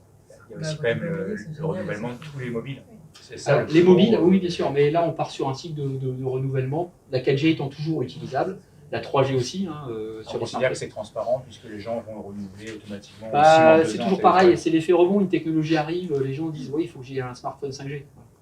Effectivement, ça peut augmenter le renouvellement prématuré des smartphones, je suis d'accord. C'est un exercice. Bien sûr. Oui, c'est un peu ce qui fait marcher les boîtes de fabrication de matériel. C'est un peu le problème. Voilà. Une nouvelle techno à mettre des effets rebonds et puis des surconsommations pour rendre compatibles les smartphones, les antennes. Voilà. Donc le projet en lui-même va avoir des impacts, mais ça c'est sûr. Et je pense que c'est même une hérésie. Maintenant, c'est mon opinion. Je vous laisse vous faire votre propre opinion. En effet, rebond aussi, ce sera surtout aussi la multiplication des objets connectés. Les objets connectés, oui. Oui, parce qu'on commence à voir que tout ça consomme et qu'il va falloir les multiplier. Et que quand on regarde, nous on travaille sur un projet de recherche avec la SNCF sur le sujet, et c'est vrai qu'on voit qu'entre ce qui est annoncé de consommation d'un objet connecté et sa vraie vie, quand il doit appairer le réseau, quand il doit effectivement transmettre de la donnée, quand il doit subir des moments où il fait plus froid, s'il est à l'extérieur, les batteries ne fonctionnent pas de la même manière, on voit bien que la consommation des piles, des batteries est plus forte que ce qu'on imaginait, et que donc il faut souvent aller changer une pile beaucoup plus tôt que prévu. Voilà. Et donc tout ça, ça a un coût pour se déplacer, voilà. Mais c'est aussi un coût environnemental, parce qu'une batterie et une pile, ou même un objet, tout ça, ça a un coût environnemental des matières. Et, voilà. Donc oui, tout ça ne nous pousse pas à la frugalité, ça c'est clair. Même au contraire, ça va s'accélérer, et c'est pas un modèle très raisonnable, mais bon. Est-ce que du coup vous avez perçu une vraie volonté, je ne sais pas si vous avez un feedback là-dessus, sur les utilisateurs, parce qu'on voit il y a la multiplication des services, la multiplication des objets, toutes ces nouvelles techniques, donc forcément, on voit TikTok qui crée des plafonds de nouveaux utilisateurs avec le niveau environnemental. Est-ce qu'il y a une prise de conscience? Moi j'aurais tendance à dire qu'il y a une prise de conscience générale qu'il faut un développement plus durable de tout le monde. Enfin, voilà. Sur le numérique, Voilà, nous, on est peut-être voilà, dans un cercle de gens intéressés par le sujet, de gens convaincus, mais moi, quand j'en parle à des jeunes, qui sont plutôt des gros consommateurs, encore plus que notre génération, les générations dans la salle, on va dire qu'il a une intensification des moments de consommation numérique pour les jeunes générations. D'ailleurs, j'aurais pu montrer une tendance très forte où on va dire la génération Y, la génération Z, on est plutôt sur des consommations beaucoup plus fortes encore que celles que je vous ai mis dans la moyenne. Donc je pense qu'on n'a pas pris conscience côté utilisateur de ce que ça consomme. On fait attention aux déchets, on fait attention à plein de choses, mais les enjeux des services numériques aujourd'hui ne sont pas toujours bien perçus, en tout cas, bien compris. Et donc je pense qu'il y a une grosse partie de sensibilisation pour expliciter ce qu'on a dit sur Carbon Analyzer tout à l'heure, c'est de dire attention, vous avez regardé une vidéo, ça a coûté l'équivalent d'un voyage de 10 km pour 1 heure de vidéo. Voilà. Maintenant, c'est une nouvelle révolution industrielle, un peu comme l'automobile dans les années 80. On est dans une. Alors, c'est un peu d'ailleurs la problématique, c'est qu'on est à la fois dans une révolution digitale.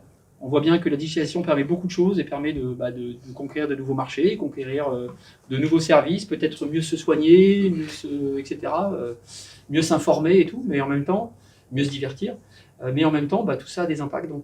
Et donc, la révolution, il y a un croisement entre la révolution numérique, digitale, et puis la révolution écologique. Il faut qu'on fasse quelque chose. Et bien sûr, le digital est concerné également.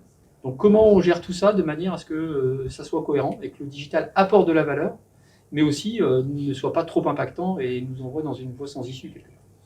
Un peu comme quand on travaille sur des énergies renouvelables et qu'on vient finalement on vient finalement cannibaliser un autre sujet. Si on dit les biocarburants, mais comment on nourrit la planète si on passe à du biocarburant, il y a aussi une cannibalisation qu'il faut éviter. Et c'est un vrai sujet du numérique, quoi. Comment on arrive à trouver une balance positive et à vraiment réduire drastiquement la consommation du numérique. On voit bien, quand je vous ai montré 3 centrales nucléaires, que si tout le monde arrivait sur la moyenne par domaine, par catégorie, navigateur ou browser, ou outil de mail, ou outil de téléphonie, si l'ensemble des plus consommateurs arrivaient sur la moyenne de la catégorie, c'est-à-dire en disant voilà, on va tous à peu près dans la moyenne, on pourrait gagner une tranche nucléaire. Ça veut dire qu'on voit bien qu'on n'est pas en train de dire je change les usages, on est en train de dire je fais attention à ma conception et on gagne en gros un tiers. On gagne un tiers en faisant ça. C'est-à-dire que si TikTok fonctionnait comme la moyenne de sa catégorie, par exemple, si on revient sur TikTok, et si tout le monde faisait la même chose dans toutes les applications dans sa catégorie, c'est bien sûr une projection, on pourrait déjà gagner un tiers de la consommation sur mobile, sans changer les usages de ce qu'on fait dans les réseaux sociaux, etc. C'est juste la manière dont on le conçoit. Donc, on a des leviers intéressants. Maintenant, il faut que les gens soient d'accord pour dire j'aurai un peu plus de latence au moment où je lance la vidéo qui est en 10e position de ma timeline. Voilà. Est-ce que c'est acceptable? Moi, je pense que oui. Maintenant, peut-être que pour d'autres, pas. Voilà. Notion de confort ou pas. J'ai vu récemment qu'on se comportait avec le numérique comme avec le plastique il y a quelques décennies de ça. En fait, le plastique c'était génial, on pouvait faire des tas de choses avec, on a développé des usages et on se rend compte aujourd'hui un peu de l'hérésie que ça fait et on revient à une consommation plus raisonnée, mais aujourd'hui on ne s'est pas encore rendu compte de l'hérésie sur le numérique. Ouais, je pense que le sujet du plastique est encore plus grave, et que surtout il est matériel, alors que le numérique, c'est vrai qu'il y a des data centers, il y a des choses qui sont bien réelles derrière, on est d'accord, mais que le vrai problème numérique, c'est qu'on ne le perçoit pas. On n'a pas, vous savez, les petits sabliers qui nous montraient que c'était dur, c'était compliqué, qu'il fallait attendre, etc., que c'était lourd, ça on n'a plus. Maintenant il faut que ça aille vite. Donc on n'a pas l'impression que derrière il y a autant d'efforts. On a mesuré pour le Change Now, on a mesuré le site tous les sites des partenaires on va dire, du salon. Et il y a un grand groupe de luxe qui était le moins bien classé. J'ai projeté la consommation de cette page en disant c'est quoi l'équivalent de l'ouverture d'une page globalement pendant 1 minute, où j'ouvre la page, je fais un peu de scrolling, je mets en foreground background pendant 1 minute, je fais un petit protocole comme ça. Et bien en gros l'équivalent de cette consommation d'une page, c'était à peu près 80 mètres d'une voiture. Donc on voit bien que quand vous ouvrez cette page, vous l'ouvrez, elle va s'afficher, plus ou moins avec de la latence, en fonction de là où vous êtes. Mais derrière, on ne vous dit pas que c'est, en gros, sur cette minute de navigation, vous avez 80 mètres d'équivalent d'un véhicule léger. Donc vous dites, ah oui, là je comprends mieux 80 mètres, je vois ce que c'est 80 mètres, et ça c'est une réalité un peu plus perceptible par les personnes. Et ça veut dire que tout ça consomme, voilà. Et qu'en moyenne, les sites du salon étaient à peu près autour de 15 mètres, 15-20 mètres. Donc ça permet de se projeter sur un problème d'unité. On a des problèmes avec les unités dans le domaine de l'impact environnemental, c'est que l'équivalence CO2, c'est très compliqué à comprendre. Il faut toujours des équivalences pour l'expliciter. Voilà. Ce que je vous propose, c'est qu'on s'arrête là pour les questions. Et puis n'hésitez pas à... Voilà, je pense qu'il y a quelques bouteilles, quelques cacahuètes et autres, si vous voulez poursuivre les discussions. Merci à vous tous. Merci.